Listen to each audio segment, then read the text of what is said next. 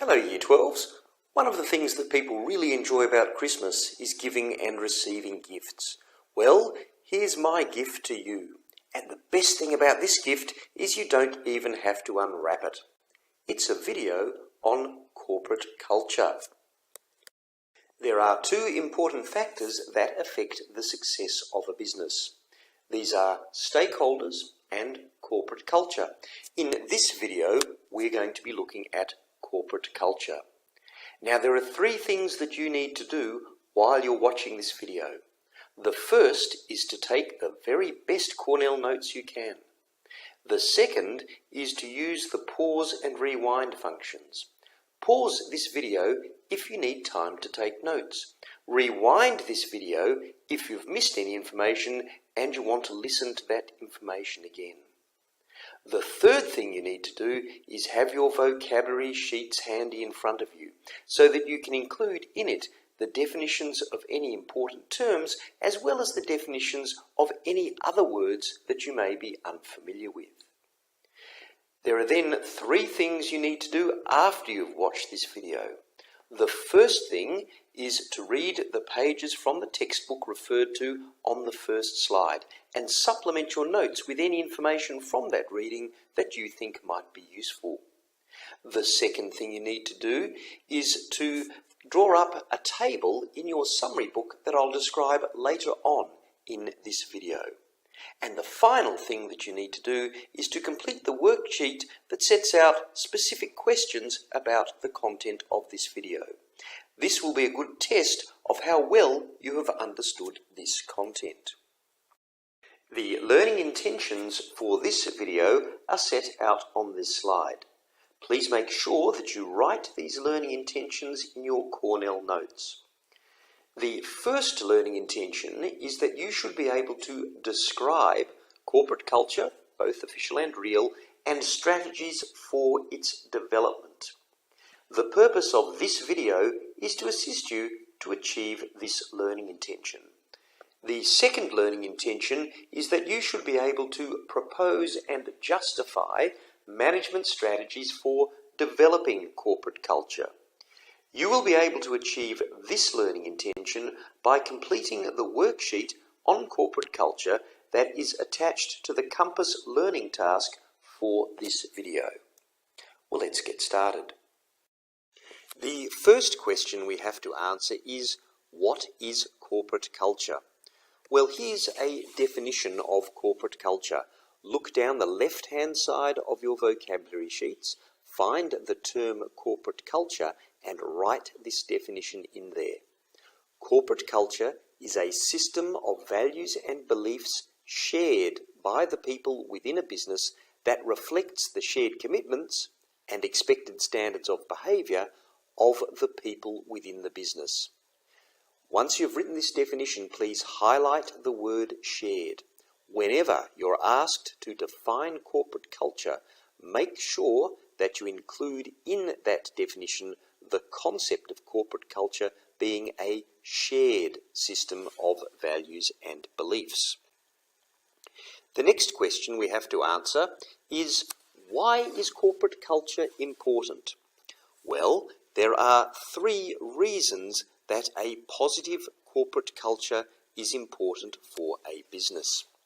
First, a positive corporate culture encourages employee engagement. If employees all share the same values, then they will be more engaged with the work that they do in the business. This is because they will all want to contribute to the success of the business. A business is more likely to be successful where its employees share the same values because this gives the employees a common goal to work towards. Put another way, a business is more likely to be successful if all the employees are pulling in the same direction rather than in different directions. The second reason that a positive corporate culture is important is that a positive corporate culture can increase the productivity of the business. If the employees of a business all share the same values, then they will be more willing to work hard to make the business successful. This is because all of the employees are working to achieve a shared vision for the business. This means that the business's employees will use their time at work to perform their tasks as quickly as they can and as well as they can. That is, they will work productively. The third reason a positive corporate culture is important is that a positive corporate culture supports the production of high-quality goods and services. If employees all share the same values, then they will take pride in the work that they do for the business because they will all want the business to succeed. This means that they will put as much effort as they can into ensuring that the business produces high-quality goods and services. The third question that we need to answer is who is responsible for developing corporate culture? Well, it is the role of management as the leaders within the business to put in place strategies that develop the corporate culture of the business. And later on in this video, we will look at the strategies that management can use for this purpose. There are two types of corporate culture that you need to understand. These are official corporate culture and real corporate culture. The official corporate culture of a business is the shared system of values and beliefs that a business desires to establish for the people within the business. In your vocabulary sheets, look down the left-hand side until you come to the term official corporate culture and write this definition in there. Then I want you to highlight the words shared and desires and make sure that whenever you're asked to define official corporate culture, you use those highlighted words in that definition. Now, the official corporate culture of a business is found in the business's business documents, such as its vision statement, mission statement, and value statement, as well as in its business slogan and logo. In a moment, we will look at how the corporate culture of a business can be determined from its business documents and other business documentation that it uses. On the other hand, the real corporate culture of a business is the shared system of values and beliefs that actually exists within the business. In your vocabulary sheets, look down the left-hand side, find the term real corporate culture and write this definition in there. Once you've done that, highlight the words shared and actually. If you're ever asked to define real corporate culture, make sure that you include these highlighted words in that definition. The real corporate culture of a business can be found through observing the behaviour of people within the business and through observing the relationships or interactions between those people. Importantly, there can be a difference between the official corporate culture of a business and the real corporate culture of that business. That is, there can be a difference between the corporate culture that the business desires to have and the corporate culture that the business actually has. For example, a business might state in its vision statement or its mission statement that it values informality and friendliness in its employees. That is, the official corporate culture of the business is one of friendliness and informality. However, if in practice the managers of the business sit in offices with their doors closed so that the only way in which their employees can discuss things with them is if they have an appointment, then the real corporate culture of the business is one of formality rather than informality. And similarly, if the business doesn't put on social events such as morning teas to welcome new employees, then the real corporate culture of the business is not one of friendliness, but one of unfriendliness. So far, we have addressed the first part of the first learning intention, That is, we have described corporate culture, official corporate culture, and real corporate culture. The second part of that learning intention requires you to be able to describe strategies for the development of a business's corporate culture. There are 8 strategies which I've set out on this slide. Firstly, the creation of vision, mission, and values statements. Secondly, the establishment of management structures. Thirdly, the establishment of a management style. Fourthly, the implementation of policies. Fifthly, the design of official business documentation. Sixthly, the recruitment and training of employees. Seventhly, the design of the physical environment and material symbols. And eighthly, the creation of stories, narratives, and rituals. What I want you to do now is to draw up this table in your summary books. I suggest that you use a double page for this table as it's fairly large. In this table, each of the 8 strategies is listed in the left-hand column. You will need to describe each of these strategies in the middle column, and most importantly, you will need to explain in the third column how each of these strategies can shape the corporate culture of a business. To help you do this, I have highlighted in brown bold type in the following slides the way in which each of these strategies can shape the corporate culture of a business. However, make sure that you include enough detail in this table to enable you to give a thorough explanation of how each strategy can shape the corporate culture of a business. Well, let's get started then. The first strategy that the managers of a business can use to develop the corporate culture of the business is to create vision, mission, and values statements. We've looked at these statements in our video on business objectives. However, let's just recap on what they are. A business's vision statement is a statement that outlines the aspirations, that is, the hopes and values of the business. The objectives that it contains are high-level objectives that relate to the business and to the relationship that the business wants with its customers, shareholders, and employees. The mission statement for a business is a statement that defines the core purpose and focus of the business. Again, it also sets out high-level objectives, but these objectives are focused on how to achieve the vision for the business as set out in the business's vision statement. And finally, a business's values statement is a statement that outlines the corporate values of the business. As such, it sets out objectives that relate to matters like integrity, honesty, ethical behaviour, social responsibility, and the environment. So vision statements, mission statements, and value statements can all assist in developing the corporate culture of a business by setting out the values and beliefs that are intended to guide all decisions of the business. You may recall that in our video on business objectives, we looked at the example of Domino's Pizzas. Domino's Pizzas had, as an objective set out in its vision statement, the objective of being number 1 in people.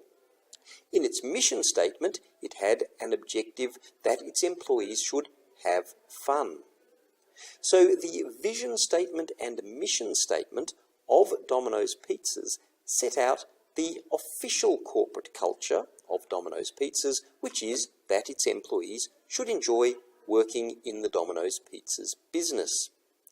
However, as we've seen, there can sometimes be a difference between the official corporate culture of a business and the real corporate culture of a business.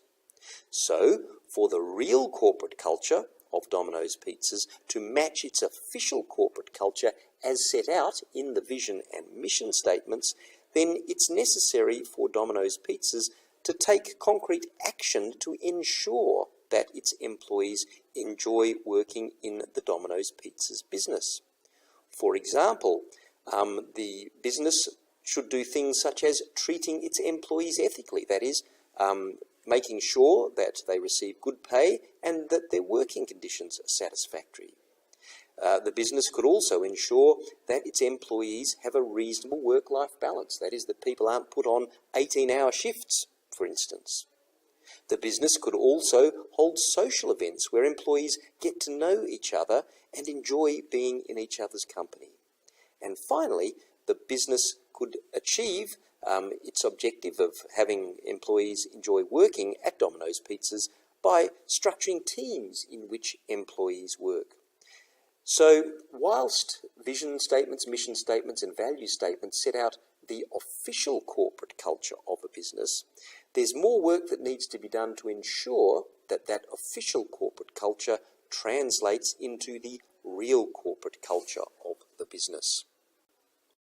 The second strategy that managers can use to develop the corporate culture of a business is to change the management structure. In this slide, I've illustrated a fairly traditional, that is, hierarchical management structure. Under a hierarchical management structure, it is the senior or executive managers who have the most authority and control. The senior managers are responsible for setting the overall business strategy. Below the senior managers, we have middle managers. Middle managers are responsible for a division or a business unit within the business. One of their roles is to implement the business strategy which has been set by senior management. The other role that they play is to supervise the frontline managers. The frontline managers are those managers who are responsible for the day-to-day operations of the business. And the frontline managers are the managers who directly supervise the employees of the business. We can change the corporate culture of a business that has a hierarchical management structure by changing the management structure of the business. In particular, we can delayer the management structure. That is, we can remove one or more layers of management. And this can assist in developing a different corporate culture for the business in one of two ways. Firstly, by delayering, we are decentralizing authority, which means that we are spreading authority for decision-making between management and employees. In particular, delayering can result in employees having more input into decision-making. For example, management could consult with employees before making decisions, and they could take the results of that consultation into account. If we do this, this will assist in developing a corporate culture where employees feel valued. They feel valued because their input is taken into account in decision-making. The second way in which delayering can assist in developing the corporate culture of a business is that it can result in giving employees more control over the way in which they do their jobs. So, under a delayered management structure, employees are given more independence to do their jobs in the way they think appropriate, but also to assume more responsibility for the performance of their jobs. And if you give someone both independence and responsibility, then they are likely to take a greater pride in their work and to try to perform that work as best as they can. Well, this is a way of developing a corporate culture that gives employees independence and responsibility. The third strategy that managers can use to develop the corporate culture of a business is to change the management style used within the business. Now, we'll be looking in much greater detail at management styles later on in this unit. However, for present purposes, it's sufficient to note that two kinds of management styles that can be used are the autocratic management style and the persuasive management style. These are both management styles where the managers make decisions and the employees are simply required to follow those decisions. A business where the managers have an autocratic management style or a persuasive management style is therefore likely to have a corporate culture that places little value on employee contribution, little value on employee job satisfaction, and little value on open communication. This is because in such a business, it is the managers who make the decisions and the focus is on getting the job done. This reduces the role that employees can play in the business because they do not have the opportunity to participate in decision making. As a result, the employees may feel dissatisfied with their jobs because they have no say in decisions that can affect their jobs. In addition, there is no real communication between management and employees. The managers simply tell the employees what to do. But the employees don't have the opportunity to give any feedback to the managers about how the decisions made by the managers can be changed, perhaps to improve them. In contrast, we also have two other management styles. These are the consultative management style and the participative management style. These are management styles where employees do have input into the decisions made by the business. A business where managers have a consultative management style or a participative management style is therefore likely to have a corporate culture that values employee contribution, that values employees' job satisfaction, and that values open communication. This is because where employees have some input into decision making, they're likely to feel more valued. That is, they're likely to feel that their opinions are worth something.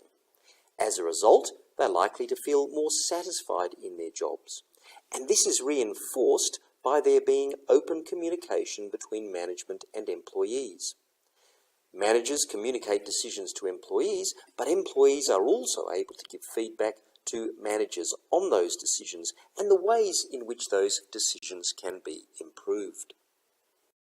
The fourth strategy that managers can use to develop the corporate culture of a business is implementing policies that are consistent with the corporate culture that the managers want the business to have. Policies set out the procedures and rules that apply to a business, and I'm going to give you two examples of common policies that businesses have and explain how those policies can be used to develop the corporate culture of a business. The first example is a business's social media policy.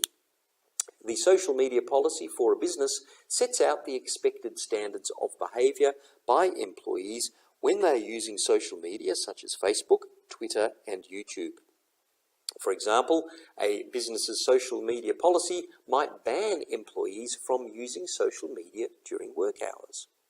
Or it might prohibit employees from making posts on social media where those posts can in some way be connected with the business.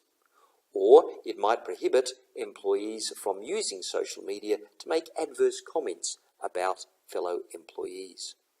A business's social media policy is also likely to set out the process for employees to make complaints about the improper use of social media by other employees. For example, most businesses' social media policies will provide a complaints procedure that can be used where one employee accuses another employee of using social media to bully them. Well, such a social media policy can play an important role in developing or influencing the development of the corporate culture of a business. A social media policy that bans employees using social media during work hours is consistent with a corporate culture where the focus is on work while you're at work. A social media policy that prohibits employees from making posts on social media that can be connected with their business is consistent with a corporate culture where employees respect and uphold the reputation of the business. And a social media policy that prohibits employees from using social media to make adverse comments about fellow employees and that sets out a process for employees to make complaints where they are the target of the improper use of social media by fellow employees is consistent with a corporate culture where employees are supported through processes that are intended to prevent bullying and to address bullying if it occurs. The second example of a policy that businesses commonly have is the dress code. And the purpose of the dress code is to set out the expected standard of dress that employees should comply with. Where the dress code allows for employees to wear casual clothes, then this is consistent with a corporate culture that values an informal and friendly workplace where employees are encouraged to be creative. Where the dress code requires employees to wear more formal clothes, such as suits, then this is consistent with a corporate culture in which employees act professionally and competently. So you can see that policies can assist in developing the corporate culture of a business by setting out, firstly, expected standards of behaviour, and secondly, principles to guide the actions of employees in different situations. The fifth strategy that managers can use is to design the official business documentation of the business in a way that reflects the business's corporate culture. As I've said earlier, a business's slogan and logo reflect the official corporate culture of a business. However, of course, there may be a gap between this official corporate culture and the real corporate culture of the business. The branding of a business, and in particular its logo, represents the way the business wants customers to view the business. Here are some logos and slogans that you're likely to be familiar with. McDonald's slogan, "I'm loving it," is intended to communicate a corporate culture of fast and tasty food. LG's slogan, "Life's good," is intended to communicate a corporate culture of providing technology such as dishwashers and other household appliances that might make life easier and more comfortable. L'Oreal's slogan, "Because you're worth it," is intended to communicate a corporate culture of pampering the customer with high-class cosmetics. Look at the other logos and slogans on this slide and see if you can work out what view of the business they are trying to communicate to customers. In summary then, branding can assist in developing the corporate culture of a business by communicating what that corporate culture is. The sixth strategy that managers can use to develop the corporate culture of a business is to recruit and train employees who share the values and beliefs that make up that corporate culture. Indeed, employees can have a very significant effect on the corporate culture of a business.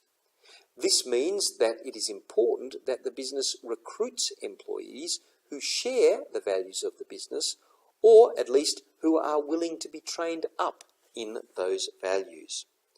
For example, if a business wants to develop a corporate culture of encouraging diversity, that is, diversity in perhaps the age, ethnicity, skills and experience of its workers, then it can develop that corporate culture and maintain it by recruiting people from different backgrounds, and also, importantly, by training its employees to respect the views, qualities and contributions of employees who come from different backgrounds. The seventh strategy that managers can use to develop the corporate culture of a business is to reflect the desired corporate culture of the business in the design of the business workplace and in the material symbols of status that are used in that workplace. For example, where the workplace is open plan, which means that employees sit at workstations in a common area rather than in offices, this promotes a corporate culture of open communication between all levels of employees, of teamwork and of collaboration. There are no walls between employees, so they are able to communicate openly between each other and to engage in teamwork and collaborative activities. In contrast, where the workplace is divided into offices for each employee, this promotes a corporate culture of limited communication between employees, where the focus is on each employee doing their own work individually. The location of the business can also affect the corporate culture of the business. For instance, locating a business in a trendy inner city location where there are hipsters and cafes that sell vegan chai lattes promotes a corporate culture of being edgy, innovative, and creative. This might best suit an advertising firm or a firm that creates interactive video games. In contrast, locating a business in the central business district of a city and in a building that has large foyers with marble floors and high-rise offices with city views, that promotes a corporate culture of being traditional and self-confident. This might best suit a top-tier law firm. Finally, material symbols of status in the workplace can affect the corporate culture of a business. For example, a workplace where there are different office sizes, with the chief executive officer having the most luxurious and largest office, and the most junior employee having a workstation the size of a toilet cubicle, that promotes a corporate culture that is very hierarchical, where some employees are very important and other employees are less important. Conversely, a workplace where all offices are the same size promotes a corporate culture that values all employees equally, irrespective of their position or how much they are paid. In short, the physical work environment, the location of the business, and the material symbols of status within the business can assist in developing the corporate culture of the business. The eighth strategy that managers can use to develop the corporate culture of a business is to create stories, narratives, and rituals. Stories and narratives about significant events and people in the history of the business can assist in developing the corporate culture of the business because these events and people demonstrate what is valued by the business. To give you an example, when I was a lawyer, I worked at a large commercial law firm in the city. In my first year, I worked for a very experienced partner who had a reputation as being a very clever lawyer indeed. However, everyone who joined the firm was told a story about this partner, often by the partner himself. That story was that when he was a first-year lawyer, he made a mistake in an agreement that he was drafting between a client and the government. For reasons which I won't go into, the only way to fix that mistake was for the Victorian Parliament to pass legislation. Now, as a very young lawyer, he was really concerned that he'd be sacked by the firm for making this mistake. Nonetheless, he owned up to this mistake. Passing legislation is a very public process, so it was potentially a very embarrassing situation for the firm to be put in. Nonetheless, he wasn't sacked, and the purpose of telling this story to new lawyers was really twofold. First, it showed that everyone could make mistakes, no matter how smart or experienced they were. Secondly, and perhaps most importantly, it showed that when you made a mistake, providing that you owned up to it, the law firm would support you rather than punish you. And in this way, the firm developed a corporate culture in which employees were not afraid to own up to mistakes, and in which, when a mistake was made, other employees, from the most junior lawyers to the most senior partners, would try and help assist the lawyer who made that mistake to solve the problems that were caused by it. Rituals are also very important ways in developing the corporate culture of a business, and they do this by reinforcing key values and expectations. On this slide, I've given you two examples of rituals that you might like to use. The first is Friday night drinks, when everyone in the office, from the people in the mailroom right up to the most senior people, get together to have some drinks and wind down after a hard week at work. These Friday night drinks can encourage bonding between employees, and that can promote a corporate culture of teamwork. The second example of a ritual that I've given you is having an Employee of the Month award. This is an award which recognises employees who perform at a very high standard.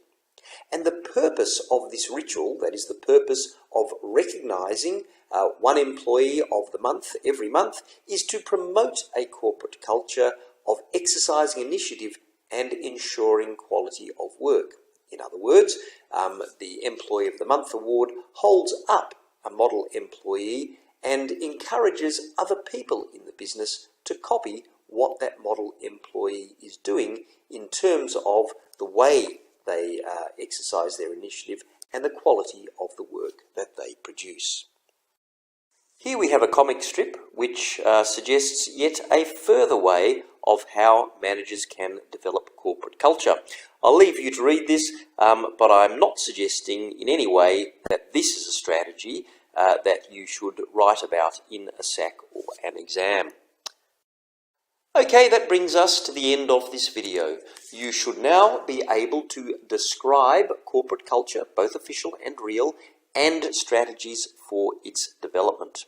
Remember that there are two things that you need to do. First, read the pages in the textbook referred to in the first slide of this video. And if you find any information in that reading that you think would be useful, supplement your notes with that information. Second, complete the worksheet on corporate culture that is attached to the Compass Learning task that relates to this video.